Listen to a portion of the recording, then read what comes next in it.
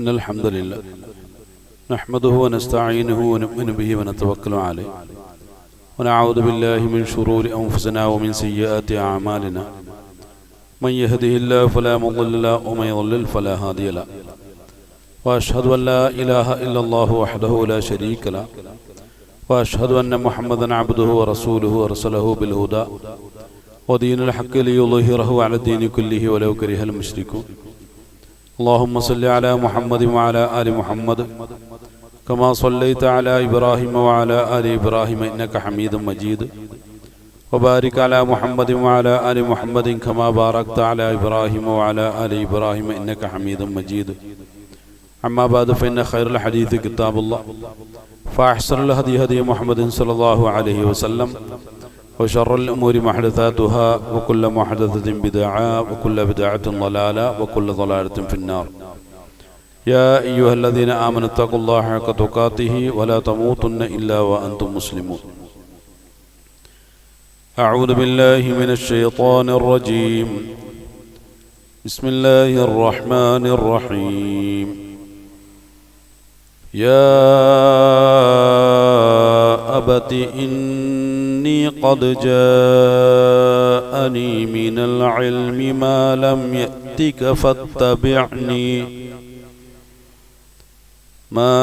يأتك فاتبعني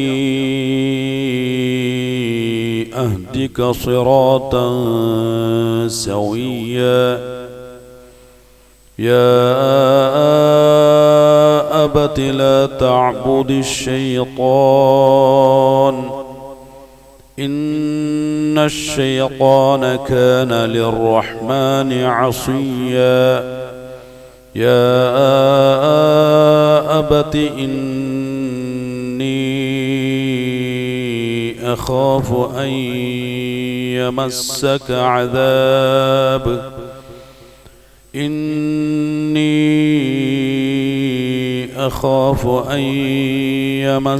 عذاب من الرحمن فتكون للشيطان وليا قال أراغب أنت عن آلهتي يا إبراهيم لئن لم تنته لأرجمنك واهجرني مليا.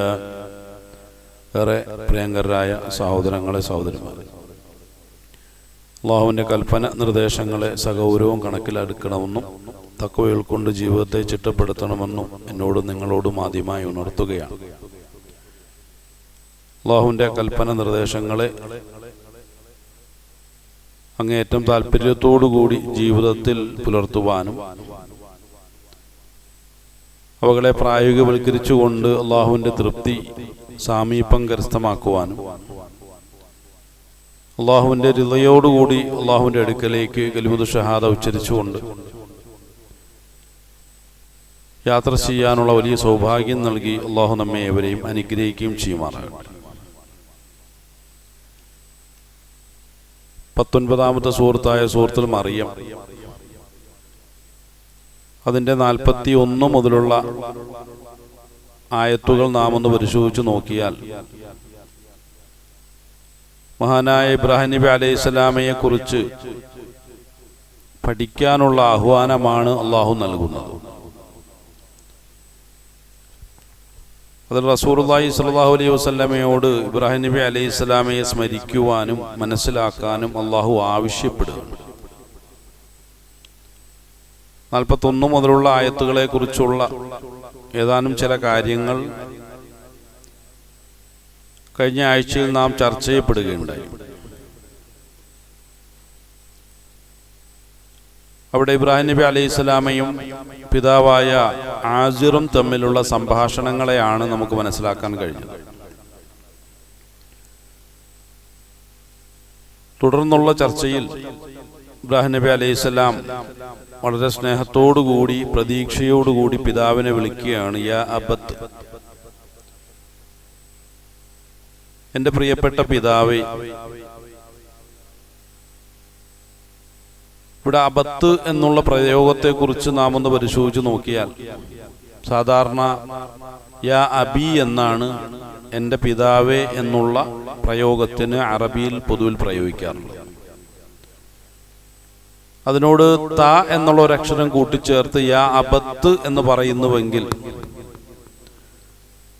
ഒരു പുത്രന് പിതാവിനോട് എത്രമാത്രം സ്നേഹമുണ്ടോ ആ സ്നേഹത്തിൻ്റെ ആഴവും പരപ്പും സൂചിപ്പിക്കുന്ന ഒരു പ്രയോഗമായിട്ടാണ് അറബിയിൽ അബത്ത് എന്നുള്ള പ്രയോഗത്തെ നമുക്ക് മനസ്സിലാക്കാൻ കഴിയുന്നത്. അപ്പം ആ ഒരു പ്രയോഗം ഖുർആൻ മുന്നോട്ട് വയ്ക്കുമ്പോൾ തന്നെ ഇബ്രാഹിം നബി അലൈഹി സ്വലാമയ്ക്ക് പിതാവായ ആസറിനോട് എത്രമാത്രം സ്നേഹമുണ്ടായിരുന്നു എന്ന് നമുക്ക് മനസ്സിലാക്കാൻ സാധിക്കും.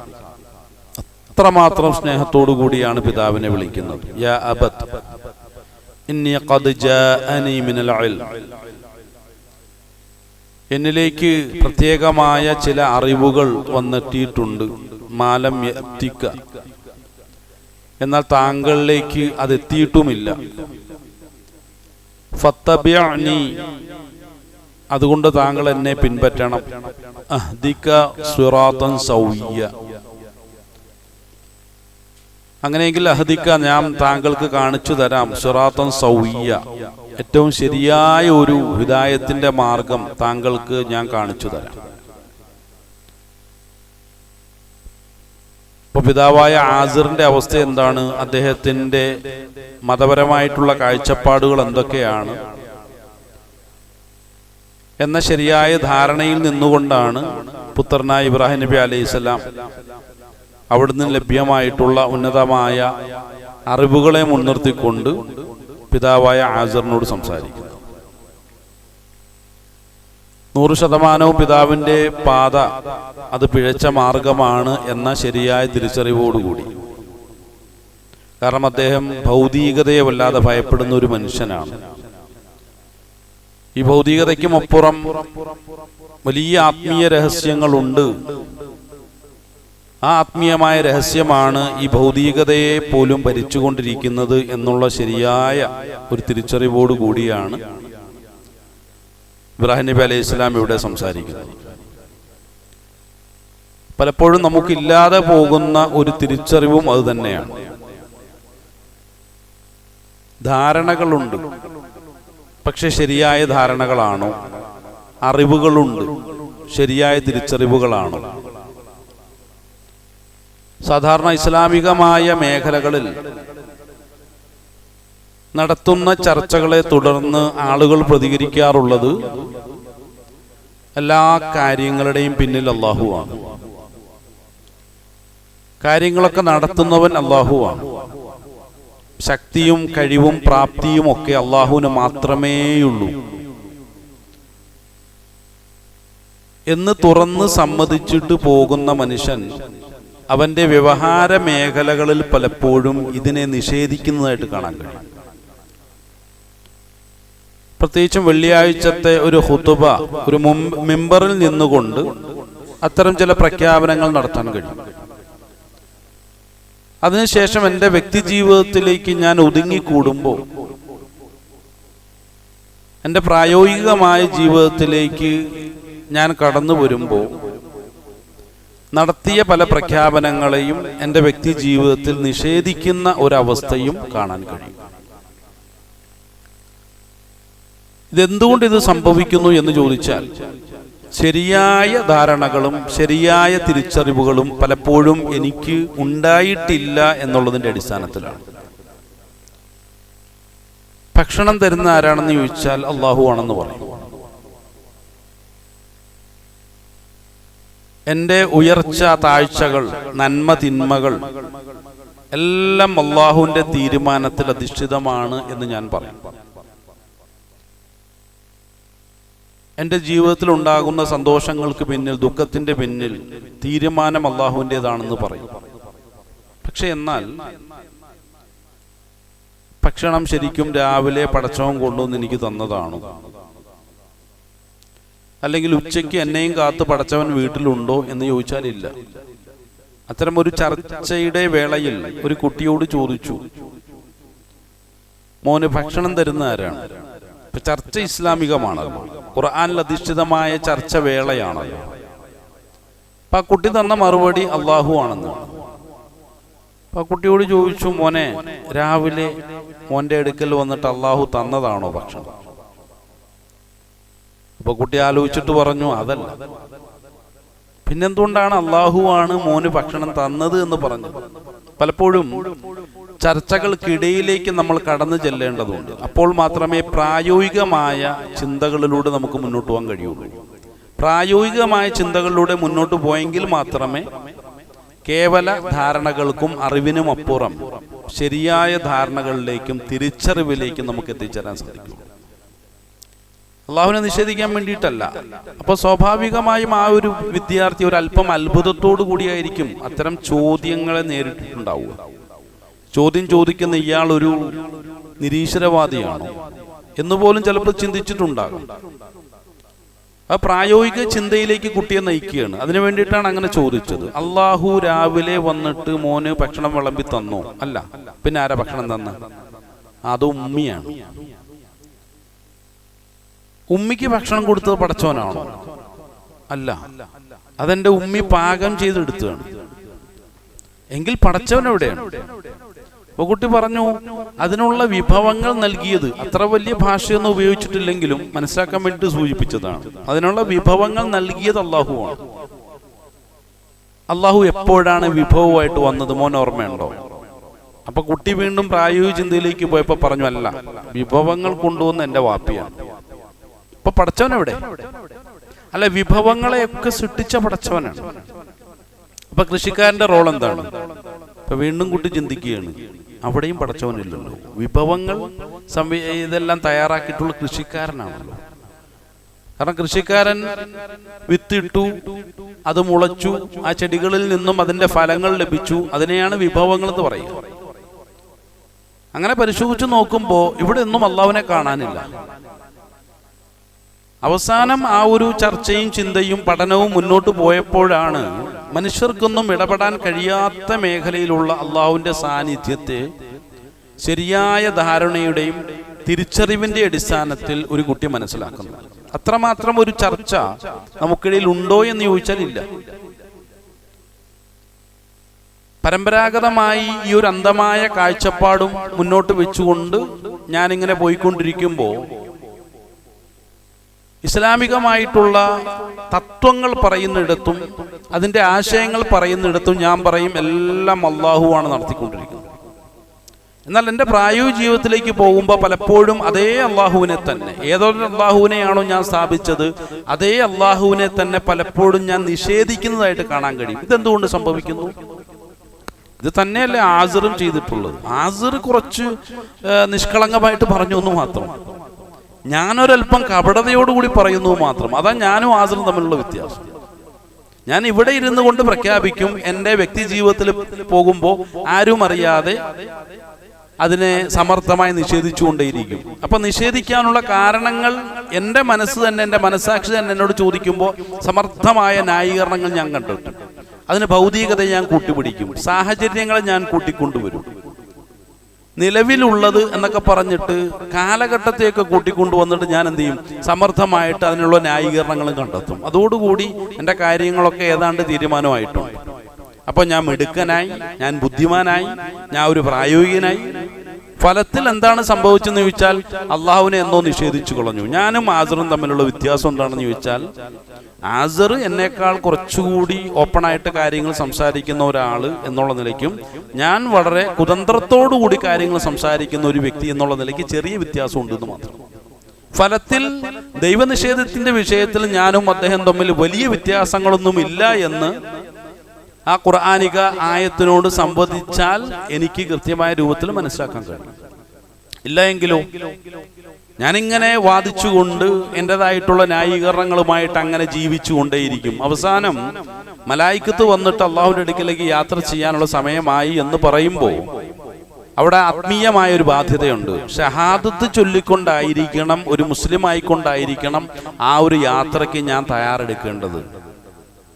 എനിക്കതിന് സാധ്യമാകുമോ എന്നുള്ള ഒരു ചോദ്യമാണ് എൻ്റെ മുന്നിലേക്ക്, എൻ്റെ മനസാക്ഷിയുടെ മുന്നിലേക്ക് ഞാൻ ഉയർത്തി വെക്കേണ്ടത്. വളരെയധികം പ്രാധാന്യം കൊടുത്തുകൊണ്ടായിരിക്കണം ആ ഒരു ചോദ്യം മുന്നോട്ട് വെക്കേണ്ടത്. എനിക്കതിന് സാധ്യമാകുമോ? എൻ്റെ വ്യക്തി ജീവിതത്തിൽ, എൻ്റെ പ്രായോഗിക ജീവിതത്തിൽ മുഴുവനും ഏതൊരു അള്ളാഹുവിനെയാണോ ഞാൻ സമർത്ഥമായി നിഷേധിച്ചു കൊണ്ടിരുന്നത്, അതേ അള്ളാഹുവിനെ മരണത്തിന്റെ വേളയിൽ മാത്രം കൃത്രിമമായ രൂപത്തിൽ സ്ഥാപിക്കാനും അതുപോലെ തന്നെ പ്രഖ്യാപിക്കാനും എന്നെ കൊണ്ട് സാധിക്കുമോ എന്ന് ചോദിച്ചാൽ, വിശുദ്ധമായ ഹദീസ് ഷരീഫുകളൊക്കെ എന്നെ ബോധ്യപ്പെടുത്തുന്നത് ഒരിക്കലും നിനക്കതിന് സാധ്യമല്ല എന്നാണ്. പഠിച്ചു വെച്ച പാഠങ്ങൾ ഉരുവിടുക എന്നുള്ളതല്ല ഷഹാദത്ത് എന്നുള്ളത്. അത് പ്രായോഗിക ജീവിതത്തിൽ നടപ്പിലാക്കിയ കാര്യങ്ങളുടെ ഒരു പ്രായോഗികമായ ഒരു പ്രഖ്യാപനമാണ് എന്നാണ് ഹദീസ് എന്നെ ബോധ്യപ്പെടുത്തുന്നതെങ്കിൽ, വലാ തമൂതുന്ന ഇല്ലാ വഅൻതും മുസ്ലിമൂൻ എന്ന് ഖുർആൻ എന്നോട് പറഞ്ഞു, ഉപദേശിച്ചു. ആ ഒരു ഉപദേശത്തെ എനിക്ക് ജീവിതത്തിൽ നടപ്പിലാക്കാൻ കഴിയുമോ എന്ന് ചോദിച്ചാൽ പടച്ചവൻ കാക്കട്ടെ, സാധ്യമല്ല എന്ന് തന്നെയാണ് ഖുർആനും വ്യക്തമാക്കുന്നത്. കാരണം വലാ തമൂതുന്ന ഇല്ലാ വഅൻതും മുസ്ലിമൂൻ, നീ ഒരു മുസ്ലിമായിട്ടല്ലാതെ മരിക്കരുത് എന്ന് എന്നോട് അള്ളാഹു ആവശ്യപ്പെടുന്നതിന് മുമ്പ് മറ്റു ചില കാര്യങ്ങൾ കൂടി പറഞ്ഞിരുന്നു. എന്നെ അള്ളാഹു വിളിച്ചത് മുഅ്മിനെ എന്നാണ്. യാ അയ്യുഹല്ലദീന ആമനു, മുഅ്മിനെ, പ്രിയപ്പെട്ട മുഅ്മിനെ അള്ളാഹു വിളിച്ചതാണ്. ഇത്തഖുല്ലാഹ ഹഖ്ക തുഖാതിഹി എന്നുകൂടി പറഞ്ഞിരുന്നു. അതിനുശേഷമാണ് വലാ തമൂതുന്ന ഇല്ലാ വഅൻതും മുസ്ലിമൂൻ എന്ന് പറഞ്ഞത്. ഇത്തഖുല്ലാഹ് എന്ന് പറഞ്ഞു. തഖ്വ നടപ്പിലാക്കണം ജീവിതത്തിൽ. അത് ഏതെങ്കിലും രൂപങ്ങൾ അവതരിപ്പിച്ചുകൊണ്ടല്ല. ഭൗതികമായ ലോകത്ത് മനുഷ്യർക്ക് മുന്നിൽ ഒരു അമിത വിനയം പ്രകടിപ്പിച്ച് ഒരു കപടതയുടെ രൂപത്തിലല്ല. അത് അല്ലാഹു അല്ലാത്ത യാതൊരു പ്രേരണയും എൻ്റെ മനസ്സിലേക്ക്, എൻ്റെ വ്യക്തി ജീവിതത്തിലേക്ക് കടന്നു വരുന്നില്ല എന്നുള്ള നിലയ്ക്കുള്ള അങ്ങേയറ്റത്തെ സൂക്ഷ്മതയുടെ ഒരു പ്രായോഗികമായ ഒരു തലമായിരുന്നു ആ തഖ്വ എന്നുള്ളത്. ആ നിലയ്ക്ക് എൻ്റെ ജീവിതത്തിൽ എനിക്ക് തഖ്വ നടപ്പിലാക്കാൻ കഴിയുമെങ്കിൽ അല്ലാഹു പറയാം, ഹഖ്ക തുഖാതിഹി, ആ തഖ്വയുടെ മേഖലകളിൽ മുഴുവൻ ഹക്കുകളെയും വീടേണ്ടതുണ്ട്. ഞാനുമായി ബന്ധപ്പെടുന്ന എൻ്റെ ചുറ്റുമുള്ള എൻ്റെ പരിസ്ഥിതി അടക്കം, പ്രകൃതി അടക്കം, എൻ്റെ അയൽവാസികളടക്കം, എൻ്റെ ബന്ധുക്കൾ, അതുപോലെ തന്നെ എൻ്റെ കുടുംബത്തിലുള്ള ആളുകൾ, എല്ലാവരോടുമുള്ള ഹക്കുകൾ തഖ്വയിൽ അധിഷ്ഠിതമായി കൊണ്ട് എനിക്ക് നടപ്പിലാക്കാൻ കഴിയുമെങ്കിൽ, നിസ്സാരമായ വിഷയമാണോ ആലോചിച്ച് നോക്കുക. നിസ്സാരമായ വിഷയം അത്. എൻ്റെ വീട്ടിൽ ഞാൻ കഴിഞ്ഞുകൊണ്ടിരിക്കുമ്പോൾ എനിക്കുണ്ടാകുന്ന പ്രേരണകളൊക്കെ അള്ളാഹുവിൻ്റെ താല്പര്യങ്ങൾക്ക് അനുസൃതമായിരിക്കണമെന്ന്. എൻ്റെ വ്യക്തി ജീവിതത്തിൽ വ്യവഹാര മേഖലകളിൽ എനിക്കുണ്ടാകുന്ന പ്രേരണകളൊക്കെ അള്ളാഹുവിൻ്റെ താല്പര്യമായിരിക്കണമെന്ന് എന്ന് പറഞ്ഞാൽ സൂറത്തുൽ ഫാത്തിഹ മുതൽ സൂറത്തുൽ നാസ് വരെ എൻ്റെ ജീവിതത്തിൽ സംഭവിച്ചുകൊണ്ടേ ഇരിക്കണം എന്ന്. നിസ്സാരമാണ് എന്ന് നമ്മെ ബോധ്യപ്പെടുത്തിക്കൊണ്ടേയിരിക്കുന്നത് ഇബ്ലീസാണ്. അതൊരു പ്രേരണയാണ്.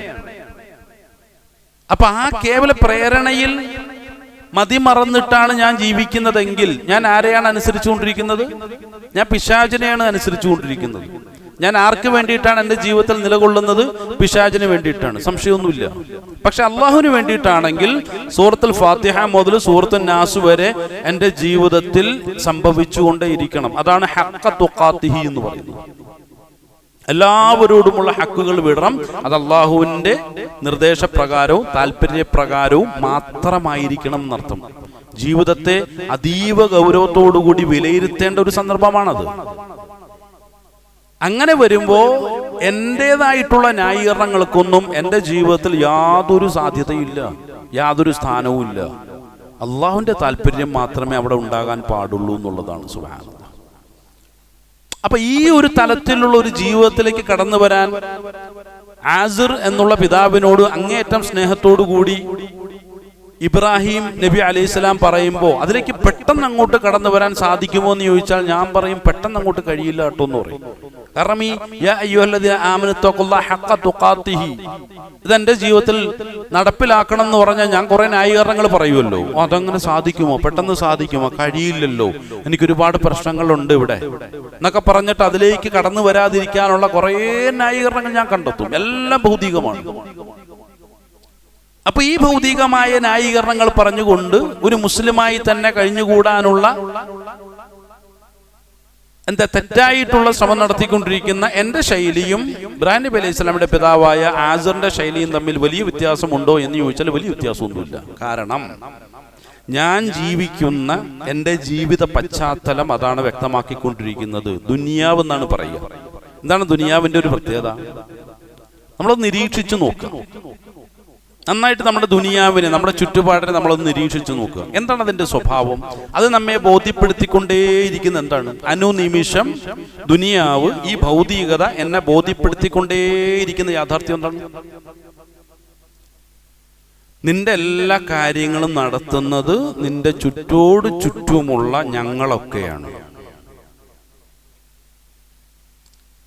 നിന്റെ അസുഖം മാറ്റുന്നത് ഞങ്ങളാണ് എന്ന് പറഞ്ഞിട്ട് വൈദ്യശാസ്ത്ര രംഗത്ത് വിശ്വഗ്രന്മാർ ഇങ്ങനെ നിരന്നു നിൽക്കുകയാണ്. നിന്റെ കാര്യങ്ങളൊക്കെ നടത്തി തരുന്നത് ഞാനല്ലേ എന്ന് ചോദിച്ചിട്ട് കുട്ടിക്കാലം മുതൽ എൻ്റെ മാതാവും പിതാവും എന്നോടൊപ്പം ഉണ്ട്. അവർ ചെയ്തു തരുന്ന സേവനങ്ങളുടെ മഹത്വം ബോധിപ്പിക്കാൻ വേണ്ടിയിട്ട് പണ്ടുകാലം മുതലേ ആ ഒരു പാഠമാണ് ഞാൻ പഠിച്ചത്. എൻ്റെ മക്കൾക്ക് അതേ നിലയിൽ തന്നെ ഞാൻ പകർന്നു കൊടുത്തുകൊണ്ടിരിക്കുകയാണ്. ഞാൻ ചെയ്യുന്ന സേവനങ്ങൾ മക്കളെ എന്നൊക്കെ പറഞ്ഞിട്ട് ഞാൻ ചെയ്യുന്ന വലിയ സേവനങ്ങളെക്കുറിച്ചും ഞങ്ങളൊന്നും ഇല്ലായിരുന്നുവെങ്കിൽ നിങ്ങളുടെ ജീവിതത്തിൽ സംഭവിക്കാവുന്ന അപകടങ്ങളെക്കുറിച്ചും അപജയങ്ങളെക്കുറിച്ചും പ്രയാസങ്ങളെക്കുറിച്ചും ഒക്കെ ഇങ്ങനെ നിരന്തരം അത് കേട്ടിട്ട് എൻ്റെ മക്കൾ മടുത്തിരിക്കുകയാണ്. അതുപോലെ തന്നെ എൻ്റെ ഭൗതികമായ സാഹചര്യങ്ങൾ, ഇവിടെയുള്ള ഭൗതികമായിട്ടുള്ള കാലാവസ്ഥകൾ, പ്രതിഭാസങ്ങൾ ഒക്കെ എന്നെ ബോധ്യപ്പെടുത്തിക്കൊണ്ടേയിരിക്കുകയാണ്. മഴയില്ലെങ്കിൽ അത് നടക്കില്ല, വെയിലില്ലെങ്കിൽ ഇത് നടക്കില്ല,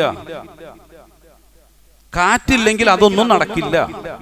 അങ്ങനെ ഭൗതികമായിട്ടുള്ള ഓരോ പ്രതിഭാസങ്ങളും എന്നെ അടിക്കടി ബോധിപ്പിച്ചുകൊണ്ടേയിരിക്കുന്നത് ഞങ്ങളുടെ ഒക്കെ ഇടപെടലാണ് നിന്റെ ജീവിതത്തെ ഏറ്റവും നല്ല അവസ്ഥയിൽ മുന്നോട്ട് കൊണ്ടുപോകുന്നത്. അതിന്റെ സന്തുലനാവസ്ഥയ്ക്ക് പിന്നിൽ ഞങ്ങളൊക്കെയാണുള്ളത്. ഇതൊരു ഭൗതികവാദമാണ്. പ്രകൃതിയുടെ, നമ്മുടെ ചുറ്റോട് ചുറ്റുമുള്ള ഭൗതികതയുടെ ഒരു വാദമാണ്. അതിനൊരു ഭൗതികവാദം എന്ന് നമുക്ക് വിളിക്കാം. കാൾ മാർക്സ് മുന്നോട്ട് വെച്ചിട്ടുള്ളൊരു സിദ്ധാന്തമുണ്ട്, വൈരുദ്ധ്യാത്മക ഭൗതികവാദം എന്ന് അദ്ദേഹം പറഞ്ഞു. വൈരുദ്ധ്യാത്മക ഭൗതികവാദം ശരിക്കും നമ്മൾ പരിശോധിച്ച് നോക്കിക്കഴിഞ്ഞാൽ അദ്ദേഹം പറഞ്ഞതൊന്നും അല്ല വൈരുദ്ധ്യാത്മക ഭൗതികവാദം. ഈ ഭൗതികത നമ്മുടെ ചുറ്റും നിന്നിട്ട് ഞങ്ങളൊക്കെ തന്നെയാണ് നിന്റെ കാര്യങ്ങളൊക്കെ നടത്തിക്കൊണ്ടേയിരിക്കുന്നത് എന്ന് അടിക്കടി എന്നോട് ആവശ്യപ്പെടുമ്പോൾ അതിൽ ഞാനൊരു വൈരുദ്ധ്യം കണ്ടെത്തണം. എന്താണ് ആ വൈരുദ്ധ്യം? നിങ്ങളൊക്കെ ആണെങ്കിൽ ഇബ്രാഹിം നബി അലൈഹി സ്വലാം കണ്ടെത്തിയ വലിയ വൈരുദ്ധ്യമാണത്. അപ്പൊ പിതാവായ ആസർ എന്തൊക്കെ ഇബ്രാഹിം നബി അലൈഹി സ്വലാമിനോട് പറഞ്ഞിട്ടുണ്ടാകണം, ആ കാര്യങ്ങളെല്ലാം ഇവിടെ ഖുർആൻ അതേപടി എടുത്ത് അവതരിപ്പിച്ചോ? അവതരിപ്പിച്ചിട്ടില്ല. എന്താ കാരണം? അതിലൊന്നും വലിയ യുക്തി ഇല്ലാത്തത് കൊണ്ടാണ്. ഖുർആനൊരു സ്വഭാവമുണ്ട്, വലിയ യുക്തിപരമായ കാര്യങ്ങളാണ് അവതരിപ്പിക്കുക. ഇനി യുക്തിരഹിതമുള്ള, യുക്തിരാഹിത്യമായ കാര്യങ്ങൾ എന്തെങ്കിലും ഉണ്ടെങ്കിൽ തന്നെ അതിനൊരു മറുപടി കൂടി കൊടുക്കും. ഇതിപ്പോ ആസർ പറയുന്ന കാര്യങ്ങൾ എന്തൊക്കെയായിരിക്കും? മോനെ നീ സൂക്ഷിക്കണം, ഇവിടെ ഒരു ഭരണകൂടമുണ്ട്, ഭരണകൂടത്തിന്റെ താല്പര്യങ്ങൾക്കെതിരായിട്ടാണ് നീ ചിന്തിക്കുന്നതും നീ പ്രവർത്തിക്കുന്നതും ഒക്കെ, നീ സൂക്ഷിക്കണം.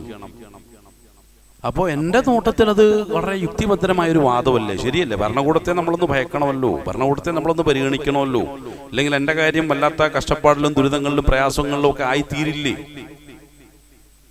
എന്ന് ഞാൻ ചിന്തിക്കും. എൻ്റെ നോട്ടത്തിൽ അത് യുക്തിയായിരിക്കും, പക്ഷെ ഖുർആന്റെ നോട്ടത്തിൽ അത് യുക്തിയല്ല, ഇബ്രാഹിം നബി അലൈഹി സ്വലാമിന്റെ നോട്ടത്തിലും യുക്തിയല്ല. എന്തുകൊണ്ട് യുക്തിയല്ല എന്ന് ചോദിച്ചാൽ അത് ബുദ്ധിപരമല്ല, അത് പഠിക്കാത്തതിന്റെ പ്രശ്നമാണ്. കാര്യങ്ങളെ വസ്തുനിഷ്ഠമായ രൂപത്തിൽ പഠിക്കാതെ വരുമ്പോഴാണ് ഭൗതികമായ വസ്തുവകകളാണ്, സാഹചര്യങ്ങളാണ്, വ്യക്തികളാണ്, ശക്തികളാണ് എൻ്റെ കാര്യങ്ങളൊക്കെ നടത്തിക്കൊണ്ടേയിരിക്കുന്നത് എന്നുള്ള ഒരു ശരിയല്ലാത്ത ഒരു മൂഢധാരണയിലേക്ക് ഞാൻ എത്തിപ്പെടുക. എപ്പോ? പഠിക്കാതിരിക്കുമ്പോഴാണ്. അല്ലാഹു സുബ്ഹാനഹു തആല വൈരുദ്ധ്യാത്മകതയെ മുന്നോട്ട് വെച്ചപ്പോ എന്താ അവതരിപ്പിച്ചത്? ലാ ഇലാഹ ഇല്ലല്ലാഹ്. ഈ ലാ ഇലാഹ ഇല്ലല്ലാഹുവിനെ കുറിച്ച് സൂറത്തുൽ മുഹമ്മദിലൂടെ അല്ലാഹു സുബ്ഹാനഹു തആല പറഞ്ഞ എന്താണ്? അഊദു ബില്ലാഹി മിനശ് ശൈത്വാനിർ റജീം. ഫഅലം അന്നഹു ലാ ഇലാഹ ഇല്ലല്ലാഹ് എന്ന് പറഞ്ഞു. ലാ ഇലാഹ ഇല്ലല്ലാഹുവിനെ കുറിച്ച് ഒന്ന് പഠിക്കണം കേട്ടോ എന്ന് പറഞ്ഞു. ഈ ലാ ഇലാഹ ഇല്ലല്ലാഹ് പരമ്പരാഗതമായിട്ട് ഇങ്ങനെ കൈമാറിപ്പോണ്ട ഒരു സാധനമല്ല. ലാ ഇലാഹ ഇല്ലല്ലാഹുവിനെ കുറിച്ച് എന്ത് പഠിച്ചു എന്ന് സൂറത്തുൽ മുഹമ്മദിലെ ആ ഒരു ആയത്ത് എന്നോട് ചോദിക്കുമ്പോൾ അതെങ്ങനെ പഠിക്കണം എന്നാ പറഞ്ഞ്? പഠനം പല രൂപത്തിലുണ്ട്. ഇപ്പോ വിജ്ഞാനം എന്ന വിഷയത്തെക്കുറിച്ച് നിങ്ങളോട് മാപ്പാക്കുക, കാരണം വിജ്ഞാനത്തെക്കുറിച്ച് പറയുമ്പോൾ ഒരു അല്പം സ്വല്പം ഫിലോസഫി പറയേണ്ടി വരും. വിജ്ഞാനത്തിന്റെ അടിസ്ഥാനപരമായ കാഴ്ചപ്പാടിനെ എപ്പിസ്റ്റമോളജി എന്നാണ് പറയുക. എപ്പിസ്റ്റമോളജിയിൽ നിന്നുമാണ് വൈജ്ഞാനികമായ സങ്കല്പങ്ങളൊക്കെ ഉരുത്തിരിയുന്നത്. അതിൽ അടിസ്ഥാനപരമായ 2 സംഗതികൾ വരുന്നുണ്ട്, 4 സംഗതികളുണ്ട് എപ്പിസ്റ്റമോളജിയെ സംബന്ധിച്ചിടത്തോളം. അതാണ് എന്താണ് വിജ്ഞാന ശാസ്ത്രം എന്നൊക്കെ പറയുന്നതാണ്. അപ്പൊ അത് പറയുന്നു 2 തരത്തിലുള്ള അടിസ്ഥാനപരമായ വിജ്ഞാനങ്ങളാണ് ലോകത്തുള്ളത്. ഒന്ന് എംപിരിസിസം എന്ന് പറയും, മറ്റൊന്ന് റാഷണലിസം എന്ന് പറയും. എന്താണ് എംപിരിസിസത്തിന്റെ പ്രത്യേകത? അതിനെയാണ് നമ്മളിന്ന് ശാസ്ത്രം എന്ന് വിളിക്കുന്നത്. ഇതൊക്കെ കുറച്ച് മനസ്സിലാക്കിയില്ലെങ്കിൽ ചിലപ്പോൾ ഖുർആൻ ആയത്തുകളെ ശരിയായ രൂപത്തിൽ ഉൾക്കൊള്ളാൻ കഴിയാതെ പോകും. അപ്പൊ ചുരുക്കത്തിൽ എംപിരിസിസം എന്ന് പറഞ്ഞാൽ അനുഭവജ്ഞാനം എന്നാണ് അതിനെ മലയാളത്തിൽ പറയുക. ഇത് അരിസ്റ്റോട്ടിൽ എന്ന് പറയുന്ന ഒരു ഫിലോസഫറുടെ സംഭാവനയാണ്. എന്ന് പറഞ്ഞാൽ അനുഭവവേദ്യമായ രൂപത്തിൽ പഠിക്കുക എന്നാണ്. അപ്പൊ ഇൽമ് എന്നുള്ള വാക്കിനെ കുറിച്ച് നമ്മളൊന്ന് പരിശോധിച്ച് നോക്കിയാൽ എംപിരിസിസത്തിൽ അടിസ്ഥിതമായ ഒരു പഠനം നടത്താനാണ് ഖുർആൻ അവിടെ പറയുന്നത്. അതിനെ കൂടുതൽ വിശദീകരിക്കുന്നില്ല, വിശദീകരിച്ചാൽ പെട്ടെന്ന് അങ്ങോട്ട് മനസ്സിലാകണമെന്നില്ല. ചുരുക്കത്തിൽ ഫഅലം എന്ന് പറഞ്ഞാൽ ഭൗതികമായ തലത്തിൽ ലാ ഇലാഹ ഇല്ലല്ലാഹുവിനെ കുറിച്ച് പഠിക്കാനാണ് പറഞ്ഞത്. രണ്ടാമത്തത് റാഷണലാണ്, റാഷണലായ രൂപത്തിൽ ലാ ഇലാഹ ഇല്ലല്ലാഹുവിനെ നമ്മൾ വിലയിരുത്തേണ്ടി വരും. രണ്ടാമതാണ്, ഒന്നാമതല്ല, രണ്ടാമതാണ്. ഇത് ആദ്യമേ തന്നെ റാഷണലായ രൂപത്തിൽ ലാ ഇലാഹ ഇല്ലല്ലാഹുവിനെ വിലയിരുത്താൻ ശ്രമിച്ചതിന്റെ അപകടം പലപ്പോഴും മുസ്ലിം സമൂഹത്തിൽ നമുക്ക് കാണാൻ കഴിയും. എന്താണെന്നറിയോ? ഭൗതികതയെ ഒഴിവാക്കും. പിന്നെ ശുദ്ധ സൂഫിസമാണ്. ഭൗതികതയില്ല, എല്ലാം അല്ലാഹ്, എല്ലാം അല്ലാഹ്. ഈ അന്ധമായ കാഴ്ചപ്പാടിനെ കുട്ടിക്കാലം മുതൽ എന്ത് ചെയ്യും? മനസ്സിൽ ഇങ്ങനെ ഇട്ടു കൊടുക്കുകയാണ്. എല്ലാം അള്ളാഹു ആണ് എന്ന് ഭൗതികമായ രൂപത്തിൽ പഠിച്ചിട്ടുണ്ടോ? ഇല്ല. അപ്പൊ ഭൗതികതയിലേക്ക് ആളുകൾ കടന്നു വരുമ്പോഴോ അള്ളാഹുവിനെ വിട്ടിട്ട് എല്ലാ കാര്യങ്ങളും നടത്തുന്നത് എൻ്റെ ചുറ്റുള്ള സാഹചര്യങ്ങളും വ്യക്തികളും ശക്തികളുമാണെന്നുള്ള ആ ഒരു പ്രായോഗിക യാഥാർത്ഥ്യത്തിലേക്ക് മനുഷ്യൻ എത്തിപ്പെടും. ഒരു സംശയമില്ല വിഷയത്തിൽ. ഫലത്തിൽ ലാ ഇലാഹ ഇല്ലല്ലാഹുവിനെ കുറിച്ച് ഒരുപാട് പറയും, അതിന്റെ തത്വങ്ങൾ പറയും, അതിന്റെ പ്രായോഗികതകളൊക്കെ പറയും. പക്ഷെ എൻ്റെ ജീവിതത്തിലേക്ക്, പ്രായോഗിക ജീവിതത്തിലേക്ക് ഇറങ്ങി ചെന്നാലോ പിന്നെ പല ഇലാഹുകളും ഇങ്ങനെ ക്യൂ നിൽക്കുന്നതായിട്ട് കാണാൻ കഴിയും. എൻ്റെ ജീവിതത്തിലേക്ക് കടന്നു വരാനായിട്ട് ക്യൂ നിൽക്കുകയാണ്. ഈ കാര്യം നടത്താൻ ഈ ഇലാഹ്, ആ കാര്യം നടത്താൻ ആ ഇലാഹ്, എല്ലാം കഴിയുമ്പോൾ ഞാൻ തന്നെ ഇലാഹ് അല്ലേ. എൻ്റെ താല്പര്യങ്ങൾ ഒരു ഇലാഹായിട്ട് മാറുന്നു, എൻ്റെ ഈഗോ ഒരു ഇലാഹ്, എൻ്റെ സെൽഫ് ഒരു ഒരു ഇലാഹായിട്ട് മാറുന്നു. ആ ഇലാഹിനെ ഇല്ലാതാക്കാൻ വേണ്ടിയിട്ടാണ് ലോകത്തിന്ന് വലിയ പരിശ്രമങ്ങൾ നടത്തിക്കൊണ്ടിരിക്കുന്നത്. എന്തിനാണെന്നറിയോ? ഭൗതിക ലോകത്ത് വിജയിക്കാൻ വേണ്ടിയിട്ടാണ്. അപ്പൊ ചുരുക്കത്തിൽ ഒരുപാട് ഇലാഹുകളുടെ ചുറ്റുവട്ടത്താണ് ഞാൻ നിലകൊള്ളുന്നത്. ഈ ഇലാഹുകളൊക്കെ ആരാണ് സൃഷ്ടിച്ചതെന്ന് ചോദിച്ചു കഴിഞ്ഞാൽ എൻ്റെ ഭൗതികത എൻ്റെ മുന്നിലേക്ക് സമർപ്പിക്കുന്ന ഇലാഹുകളാണ്. രോഗം മാറണോ? ഡോക്ടർമാർ തീരുമാനിക്കണം. ഇപ്പൊ ഡോക്ടർ ആരായി? ഷാഫി എന്നുള്ളൊരു വിശേഷണം കൊടുക്കാം. ഇത് അള്ളാഹുവിന്റെ പേരാണ്. അള്ളാഹു രോഗശമനം നടത്തുന്നത് ഷാഫി എന്നുള്ള ഒരു സിഫത്ത് സ്വീകരിച്ചുകൊണ്ടാണ്. അതുപോലെ തന്നെ ഭക്ഷണം നൽകുന്ന ആരാണെന്ന് ചോദിച്ചാൽ എനിക്ക് റിസുക്കുകളൊക്കെ നൽകുന്ന ശക്തികളുണ്ടാവും, സമ്പത്തുണ്ടാവും, എൻ്റെ ചുറ്റുള്ള ആളുകളുണ്ടാവും, എൻ്റെ മാതാപിതാക്കളുണ്ടാവും. അപ്പം അള്ളാഹുവിന് പകരം മാതാപിതാക്കളും ഉണ്ട്, എനിക്ക് ഭക്ഷണം എത്താൻ കാരണമായി തീരുന്ന ഭൗതികമായിട്ടുള്ള എല്ലാ സംവിധാനങ്ങളും ഉണ്ട്. അപ്പം ഞാൻ എന്ത് ചെയ്യുന്നു? റാസിഖ് എന്ന പേര് കൊടുത്തിട്ട് അതിനെയൊക്കെ എൻ്റെ ചുറ്റും ഇലാഹായി ഞാൻ അവതരിപ്പിക്കുകയാണ്. അപ്പൊ ചുരുക്കത്തിൽ എൻ്റെ ജീവിതത്തിൽ ധാരാളം ഇലാഹുകൾ, എൻ്റെ കാര്യങ്ങളൊക്കെ നടത്തുന്നത് ഭൗതികമായ വസ്തുവകകളും ഈ പറഞ്ഞ സാഹചര്യങ്ങളും ഒക്കെ ആണെങ്കിൽ അള്ളാഹുവിന് അവിടെ എന്താണ് സ്ഥാനം എന്ന് ചോദിച്ചാൽ വെറുതെ പറഞ്ഞുകൊണ്ടിരിക്കാൻ ഒരു അള്ളാഹു വേണമല്ലോ, അതുകൊണ്ട് ഇങ്ങനെ പറഞ്ഞുകൊണ്ടിരിക്കുന്നേ ഉള്ളൂ. സത്യത്തിൽ എൻ്റെ ജീവിതത്തിൽ ഇന്നേ വരെ ഞാൻ അള്ളാഹുവിന് എൻ്റെ പ്രായോഗിക ജീവിതത്തിൽ കൂട്ടിക്കൊണ്ട് വന്നിട്ടേ ഇല്ല എന്ന് ഞാൻ സത്യസന്ധമായ മറുപടി പറയുമെങ്കിൽ ഞാനും ആസറും തമ്മിൽ യാതൊരു വ്യത്യാസവും ഇല്ല. ചുരുക്കത്തിൽ നമ്മൾ നേരത്തെ സൂചിപ്പിച്ചു പോയ വൈരുദ്ധ്യാത്മകത അപ്പൊ എവിടെയാണെന്ന് ചോദിച്ചു കഴിഞ്ഞാൽ ഇത്രയും സംഗതികൾ എൻ്റെ കണ്ണുകൊണ്ട് ഞാൻ കാണുകയാണ്. ചുറ്റും വ്യക്തികളുണ്ട്, കുടുംബക്കാരുണ്ട്, അയൽവാസികളുണ്ട്, മനുഷ്യന്മാരുണ്ട്, ഡോക്ടേഴ്സുണ്ട്, എൻ്റെ മുതലാളിയുണ്ട്, എൻ്റെ ബോസുണ്ട്. ഇങ്ങനെ എന്നെ നിയന്ത്രിക്കാനും എൻ്റെ കാര്യങ്ങളൊക്കെ നടത്തി തരാനും എൻ്റെ ചുറ്റുമുള്ള പ്രകൃതി അടക്കമുള്ള മുഴുവൻ സംഗതികളും, കാലാവസ്ഥ അടക്കം എല്ലാം ഉണ്ടെങ്കിലും ഇതിലൊന്നും ഞാൻ ഉലൂഹിയത്തിനെ ദർശിക്കുന്നില്ല. കാരണം ഇതൊന്നും ഇലാഹാകാൻ പര്യാപ്തമായവയല്ല. അതിനൊക്കെ ഒരുപാട് പോരായ്മകളുണ്ട്. അപ്പൊ ഒരാൾ ചോദിക്കും അതെന്തുകൊണ്ട്? പറഞ്ഞു തരാം. കഴിഞ്ഞ ദിവസം ഒരു രോഗിയെയും കൊണ്ട് ഹോസ്പിറ്റലിലേക്ക് പോയി. ഈ രോഗി ഒരു ആക്സിഡന്റിൽപ്പെട്ട ഒരു രോഗിയാണ്. ഈ രോഗിയുടെ മാതാപിതാക്കൾ വലിയ സമ്പന്നരാണ്. അപ്പൊ അവിടെ പോയപ്പോ ഡോക്ടർ വിലയിരുത്തി, ഒരു കച്ചവടത്തെ സ്വഭാവത്തോടു കൂടിയല്ല, വളരെ മാന്യനായ നല്ല ഒരു എത്തിക്സ് ഉള്ള ഒരു ഡോക്ടറാണ്. അദ്ദേഹം എന്ത് ചെയ്തു, ഈ രോഗിയുടെ അവസ്ഥകളൊക്കെ പരിശോധിച്ചു, ഒബ്സർവേഷൻ വെച്ചു, എല്ലാം കഴിഞ്ഞപ്പോൾ വിലയിരുത്തി, ഒന്നല്ലെങ്കിൽ താമസിയാതെ തന്നെ മരണത്തിന് കീഴടങ്ങും, അല്ലെങ്കിൽ കോമ സ്റ്റേജിൽ കഴിഞ്ഞുകൂടേണ്ടി വരും. ഇതല്ലാതെ ഒരു സാധ്യത ഞങ്ങൾ ഇവിടെ കാണുന്നില്ല.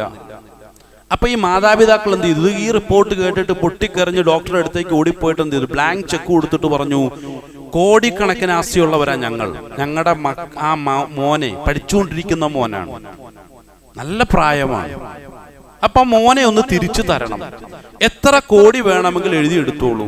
ഡോക്ടർക്ക് എന്ത് ചെയ്യാൻ പറ്റും? ഡോക്ടർ പറഞ്ഞു, ഇത് ഞങ്ങളുടെ കൈകളിൽ നിൽക്കുന്ന കാര്യമല്ല, മെഡിക്കൽ ഫീൽഡ് ഒരുപാട് ഡെവലപ്പ് ചെയ്തിട്ടുണ്ടല്ലോ. അദ്ദേഹം ഉടനെ തന്നെ മറുപടി കൊടുത്തു, ഏറ്റവും അത്യാധുനികമായിട്ടുള്ള മെഡിക്കൽ സംവിധാനങ്ങൾ ഉപയോഗിച്ചാലും നിങ്ങളുടെ മോനെ നിങ്ങൾ ഈ പറയുന്ന രൂപത്തിൽ പഴയ അവസ്ഥയിലേക്ക് തിരിച്ചു തരാൻ കഴിയില്ല. ഞങ്ങളുടെ അറിവിൽ നിന്നുകൊണ്ടാണ് ഞങ്ങൾ ഈ സംസാരിക്കുന്നത്. നിങ്ങൾ പ്രകടിപ്പിച്ചുകൊണ്ടിരിക്കുന്ന വൈകാരികതയാണ്, ഞങ്ങൾ പ്രകടിപ്പിച്ചുകൊണ്ടിരിക്കുന്ന അറിവാണ്. വൈകാരികതയും അറിവും തമ്മിൽ നല്ല വ്യത്യാസമുണ്ട്. അപ്പൊ എന്ത് ചെയ്തു, ഡോക്ടർമാർ കൈമലർത്തുന്നു, മെഡിക്കൽ ഫീൽഡ് ഒന്നടങ്കം മാറി നിൽക്കുന്നു. അവസാനം എന്ത് ചെയ്യുന്നു, ഇവർ വലിയ സദക്ക ചെയ്യാനുള്ള തീരുമാനമെടുത്തു. അള്ളാഹുവിനോട് എന്ത് ചെയ്തു, ദുആ ചെയ്തു. കുറെ ആളുകളോട് ദുആ ചെയ്യാനൊക്കെ പറഞ്ഞു. കുറെ കഴിഞ്ഞപ്പോഴത്തേക്കും പെട്ടെന്ന് ഇവരെ ഡോക്ടർ വിളിച്ചിട്ട് പറഞ്ഞു, മിറാക്കിൾ മിറാക്കിൾ എന്ന് പറഞ്ഞു. എന്താ, നമുക്ക് ഇത്തരം സന്ദർഭങ്ങൾ ഉപയോഗിക്കാൻ വാക്കുള്ളതുകൊണ്ട് രക്ഷപ്പെട്ടു അല്ലെ, അത്ഭുതം, അത്ഭുതകരം എന്നൊക്കെ പറഞ്ഞു. എന്താന്ന് ചോദിച്ചു കഴിഞ്ഞാൽ, മെഡിക്കൽ ലോകത്തെ പോലും അത്ഭുതപ്പെടുത്തുന്ന രൂപത്തിൽ നിങ്ങളുടെ കുട്ടി പ്രതികരിച്ചു തുടങ്ങിയിട്ടുണ്ടെന്ന് പറഞ്ഞു. പ്രതികരിച്ചു തുടങ്ങിയിട്ടുണ്ട്, ആന്തരികമായ പല അവയവങ്ങളും പ്രവർത്തിച്ചു തുടങ്ങിയിട്ടുണ്ട്, പ്രതീക്ഷയ്ക്ക് വകയുണ്ട്, ഇനിയിപ്പോൾ അങ്ങനെ കിടക്കാനൊന്നും അനുവദിക്കേണ്ട, കുറച്ചൊക്കെ നമുക്ക് എഴുന്നേറ്റ് നടത്താമെന്ന് പറഞ്ഞു. ചുരുക്കത്തിൽ എല്ലാം കഴിഞ്ഞ് ഹോസ്പിറ്റൽ വാസമൊക്കെ കഴിഞ്ഞ് നല്ല മിടുക്കനായിട്ട് സ്വന്തം കാലം എഴുന്നേറ്റ് നടന്ന് കാര്യങ്ങളൊക്കെ സ്വന്തമായി നിർവഹിക്കാൻ കഴിയുന്ന ഒരു അവസ്ഥയിലേക്ക് ആ കുട്ടി മാറിയിട്ടുണ്ടെങ്കിൽ, മെഡിക്കൽ ലോകത്തുള്ള ഭൗതികമായിട്ടുള്ള എല്ലാ സംവിധാനങ്ങളും മാറി നിന്നു. ആർക്കു വേണ്ടി? ഏകനായ പടച്ചതമ്പുരാന് വേണ്ടിയിട്ട്. അപ്പൊ പറഞ്ഞു, ഇത് വൈരുദ്ധ്യാത്മകത ഒന്നും അല്ല കേട്ടോ, ഇത് ശരിയായിട്ടുള്ളൊരവസ്ഥയാണ് കേട്ടോ. മനുഷ്യൻ അനുഭവത്തിലൂടെ തിരിച്ചറിയുകയാണ്. അല്ലാഹു സുബ്ഹാനഹു വ തആല പലപ്പോഴും പല നിലയ്ക്കുമുള്ള പരീക്ഷണങ്ങളെ നമ്മുടെ ജീവിതത്തിലേക്ക് കൊണ്ടുവരും. അപ്പൊ ഈ പരീക്ഷണങ്ങൾ ഏറ്റുവാങ്ങുന്ന മനുഷ്യൻ, നിർബന്ധിതനാകുന്ന മനുഷ്യൻ പറയും, പടച്ചവനെ ഇന്നേ വരെ ഞാൻ ഒരു ഉറുമ്പിനെ നോവിച്ചിട്ടില്ല, അതുകൊണ്ട് എന്തിനാ ഈ പരീക്ഷണം? കേട്ടാ വിചാരിക്കും ലോകത്ത് ഏറ്റവും കൂടുതൽ ഉറുമ്പുകളെ വേദനിപ്പിച്ചിട്ടുള്ളവർ പ്രവാചകന്മാരാണ് അല്ലേ? കാരണം പ്രവാചകന്മാർക്കാണല്ലോ ഏറ്റവും കൂടുതൽ പരീക്ഷണം വന്നത്. എന്തിനു വേണ്ടി എന്ന് ഖുർആൻ തന്നെ വ്യക്തമാക്കുന്നുണ്ട്. ഒരു നാട്ടിൽ നാം പരീക്ഷണം ഇറക്കുന്നു, ആ നാട്ടിലുള്ള മുഴുവൻ ആളുകളെയും സത്യം ബോധ്യപ്പെടുത്താൻ വേണ്ടിയിട്ടാണ്, വിനയാന്വിതരാക്കാൻ വേണ്ടിയിട്ടാണ്. കാരണം എന്താണെന്നറിയോ, ചുറ്റോട് ചുറ്റും എല്ലാ സംവിധാനങ്ങളും ഉണ്ട്, എല്ലാം കൊണ്ടും എൻ്റെ കാര്യം നല്ല നിലയ്ക്കാണ് എന്ന് ബോധ്യപ്പെടുന്ന ഒരു മനുഷ്യന്റെ ജീവിതത്തിലേക്ക് പരീക്ഷണം അല്ലാഹു സുബ്ഹാനഹു വ തആല ബോധ്യപ്പെടുത്തും. ഈ ചുറ്റോട് ചുറ്റുള്ള ഒരു കാര്യങ്ങളെ കൊണ്ട് ഒന്നിനും സാധ്യമല്ല. സാധ്യമാകുന്നത് അള്ളാഹുവിനെ കൊണ്ട് മാത്രമേ ഉള്ളൂ. ആ ഒരു ശരിയായ തിരിച്ചറിവിലേക്ക് ഒരു മനുഷ്യൻ കടന്നു വരുമ്പോൾ അള്ളാഹുവിന്റെ മുന്നിൽ അവൻ വിനയാന്വിതനായിട്ട് മാറും. വേറെ തരമില്ലല്ലോ. ശരിയായ ഒരു തിരിച്ചറിവ് അവനിലേക്ക് കടന്നു വരുമ്പോഴാണ്. അപ്പൊ എല്ലാം അള്ളാഹുവിനെ കൊണ്ട് മാത്രമേ സാധ്യമാകൂ എന്ന് കടുത്ത പരീക്ഷണങ്ങളിൽ അകപ്പെടുത്തിയിട്ട് അല്ലാഹു സുബ്ഹാനഹു വ തആല ഓരോ മനുഷ്യനെയും ബോധ്യപ്പെടുത്തിക്കൊണ്ടേയിരിക്കുകയാണ്. എൻ്റെ ജീവിതത്തിലേക്ക് ഇന്നേ വരെ അത്തരം ഒരു പരീക്ഷണങ്ങൾ വന്നിട്ടില്ലെങ്കിൽ, ആ പരീക്ഷണങ്ങൾ വരുന്നതിന് മുമ്പേ തന്നെ ആ ഏകനായ അള്ളാഹുവിനെ, ഈ ഭൗതികതയുടെ പൊതു സ്വഭാവങ്ങളെയും വിട്ട് ആ ഒരു വൈരുദ്ധ്യാത്മകതയെ എന്ത് ചെയ്യുക, ശരിയായ ജ്ഞാനമായ തിരിച്ചറിവായിട്ട് ഞാൻ ഉൾക്കൊള്ളാൻ തയ്യാറാണെങ്കിൽ ഇബ്രാഹിം നബി അലൈഹി സ്വലാം പിതാവിനെ വിളിച്ച വഴിയിലേക്ക് പോകാനുള്ള യോഗ്യത എനിക്കുണ്ട് എന്നാണ് അതിലൂടെ എനിക്ക് മനസ്സിലാക്കാൻ കഴിയുന്നത്. ഇബ്രാഹിം നബി അലൈഹി സ്വലാം പിതാവിനോട് പറഞ്ഞെന്താണ്? ലിമ തഅബുദു മാ ലാ യസ്മഉ വലാ യുബ്സിർ വലാ യുഗ്നി അൻക ശൈഅ. താങ്കൾ ഏറ്റവും കൂടുതൽ പരിഗണിച്ചുകൊണ്ടിരിക്കുന്ന കാര്യങ്ങൾക്ക് ആരോടാണോ തേടിക്കൊണ്ടിരിക്കുന്നത്, ഒന്നും കാണാനോ കേൾക്കാനോ ശരിയായ കഴിവൊന്നും ഞാൻ കാണുന്നില്ലല്ലോ. ശരിയായ കഴിവുള്ളവനിലേക്കാണ് താങ്കളെ ഞാൻ വിളിക്കുന്നത് എന്ന് പറയുമ്പോൾ ഇബ്രാഹിം നബി അലൈഹി സ്വലാമയോട് കൂടിച്ചേരാൻ ഈ ഭൗതികതയെ മുഴുവൻ ഒഴിവാക്കിക്കൊണ്ട്, കാരണം ഈ ഭൗതികമായ സാഹചര്യങ്ങളൊക്കെ സദാസമയവും സജ്ജമായിട്ട് നിൽക്കുകയാണ്, എല്ലാ നിലയ്ക്കും നിങ്ങളെ സഹായിക്കാൻ ഞങ്ങൾ തയ്യാറാണെന്നുള്ള രൂപത്തിൽ പറയുമ്പോഴും എല്ലാ ഭൗതികതയും ഒന്നൊന്നായിട്ട് ഒഴിവാക്കുക.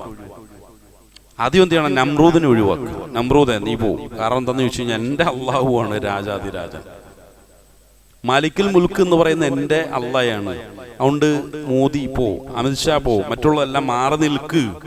കാരണം നിങ്ങളൊക്കെ ഇങ്ങനെ വലിയ വലിയ അധികാരത്തിന്റെ ആവേശത്തോടുകൂടി നിലകൊള്ളുന്നത് തന്നെ കാണാൻ എനിക്ക് വലിയ താല്പര്യമൊന്നുമില്ല. നിങ്ങൾ നിലകൊണ്ടോളൂ, കുഴപ്പമൊന്നുമില്ല. പക്ഷെ എൻ്റെ മനസ്സിൽ യാതൊരു സ്ഥാനവുമില്ല. ജനങ്ങളുടെ മുന്നിൽ നിങ്ങളൊരു അധികാരിയായിരിക്കാം, നിങ്ങളെ ഒന്നും ഭയപ്പെടാൻ ഞങ്ങളെ കൊണ്ട് നിൽക്കാനും സാധ്യമല്ല. കാരണം ഈ രൂപത്തിൽ ഏതേത് ഭരണാധികാരികളായിരുന്നു നമ്രൂദിനെ ഒഴിവാക്കാൻ കഴിയുമെന്ന് ചോദിച്ചാൽ കുറച്ച് പണിയാണെന്നുണ്ടെങ്കിൽ ആ പണിയൊക്കെ എടുത്തതിന് ശേഷം പിന്നെ ഇബ്രാഹിം നബി അലൈഹി സ്വലാമയെ കുറിച്ച് ആവേശം കൊണ്ടാൽ മതി. അതുവരെ തൽക്കാലം ആരെ സപ്പോർട്ട് ചെയ്യുക? ആസറിനെ സപ്പോർട്ട് ചെയ്യുക. അതല്ലേ യുക്തി എന്ന് പറയുന്നു. പിന്നെ കാണാൻ കഴിയാത്ത, കേൾക്കാൻ കഴിയാത്ത വിഗ്രഹങ്ങളെ ആസർ ആരാധിച്ചു പോന്നിരുന്നു എന്നുള്ളതാണ് ഞാൻ ആസറിൽ കാണുന്ന തെറ്റെങ്കിൽ എന്റെ സമ്പത്തിന് കണ്ണുണ്ടോ, മൂക്കുണ്ടോ, എന്നോട് സംസാരിക്കാൻ കഴിയുന്നുണ്ടോ? ഒന്നുമില്ലല്ലോ. ഈ കാണാൻ കഴിയാത്ത, കേൾക്കാൻ കഴിയാത്ത സമ്പത്തിനെയല്ലേ ഞാൻ പൂജിച്ചുകൊണ്ടിരിക്കുന്നത്. പിന്നെ ആസറിനെ ഞാൻ എന്തിനാ കുറ്റപ്പെടുത്തുന്നത്? അദ്ദേഹം ഒരു വിഗ്രഹത്തിൽ വിശ്വാസം അർപ്പിച്ച് ഈ വിഗ്രഹങ്ങളെ കാര്യങ്ങളൊക്കെ നടത്തി തരുമെന്ന് അദ്ദേഹം വിശ്വസിച്ചു. ഞാൻ വിശ്വസിക്കും എന്റെ സമ്പത്ത് എന്റെ കാര്യങ്ങളൊക്കെ നടത്തി തരുമെന്ന്. ഞാനും അദ്ദേഹം തമ്മിൽ എന്താ വ്യത്യാസമുള്ളത്? ഒരു വ്യത്യാസമില്ല. അപ്പൊ ആ വ്യത്യാസത്തിലേക്ക് വരണം. ആ വൈരുദ്ധ്യാത്മകത ഞാൻ കൊണ്ടുവരണം. നേർക്ക് നേരെ നോക്കുക, ഒരു വൈരുദ്ധ്യമൊക്കെ അവിടെ ചിലപ്പോൾ തോന്നിയേക്കാം. പക്ഷെ എന്തെങ്കിലും അതിലാണ് സത്യമുള്ളത്.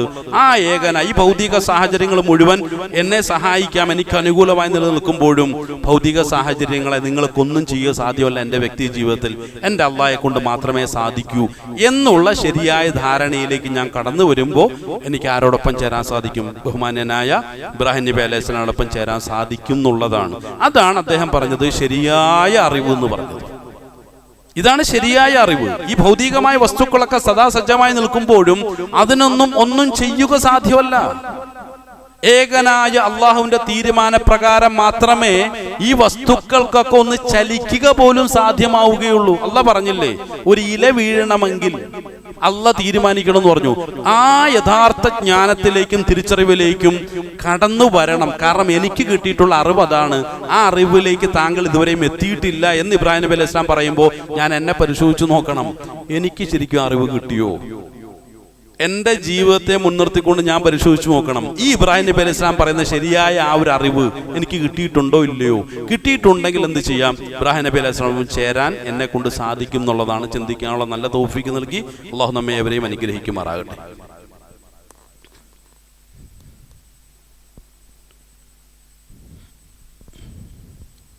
അൽഹംദുലില്ലാഹി റബ്ബിൽ ആലമീൻ വസ്സലാത്തു വസ്സലാമു അലാ അശ്റഫിൽ മുർസലീൻ വഅലാ ആലിഹി വസഹ്ബിഹി അജ്മഈൻ. അമ്മാ ബഅദ്.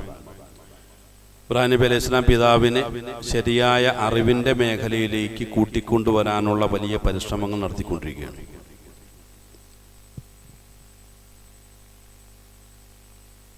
യാ അയ്യുഹല്ലദീന ആമനൂ ഇത്തഖുല്ലാഹ ഹഖ്ക തുഖാതിഹി വലാ തമൂതുന്ന ഇല്ലാ വഅൻതും മുസ്ലിമൂൻ. രണ്ടാമതൊന്നുകൂടി തഖ്വയെ കൊണ്ട് വസിയത്ത് ചെയ്യുന്നു. തഖ്വയിൽ അധിഷ്ഠിതമായി ജീവിക്കാനുള്ള ശ്രമങ്ങൾ നമ്മൾ നടത്തണമെന്ന് രണ്ടാമതൊന്നുകൂടി വസിയത്ത് ചെയ്യുന്നു. ഇബ്രാഹിം നബി അലൈഹി സ്വലാം ആ ശരിയായ തിരിച്ചറിവിൻ്റെ വഴിയിലേക്ക് പിതാവായ ആസറിനെ കൂട്ടിക്കൊണ്ടുവരാനുള്ള പരമാവധി പരിശ്രമം നടത്തിക്കൊണ്ടിരിക്കുകയാണ്. അതിനു വേണ്ടിയിട്ടുള്ള വാദങ്ങൾ നിരത്തിക്കൊണ്ടിരിക്കുകയാണ്. ഇവിടെ ആസറിനോടാണ് ഇബ്രാഹിം നബി അലൈഹി സ്വലാം സംസാരിക്കുന്നതെങ്കിലും ഈ ആയത്തിനോട് സംവദിക്കുമ്പോൾ, ഈ ആയത്തിനോട് ഞാൻ വ്യക്തിപരമായി സംവദിക്കേണ്ടതുണ്ട്. എൻ്റെ വ്യക്തിപരമായ അല്ലെങ്കിൽ ഖുർആനോടുള്ള ബാധ്യതയാണ്, അള്ളാഹുവിനോടുള്ള ബാധ്യതയാണ്, ദീനിനോടുള്ള ബാധ്യതയാണ്.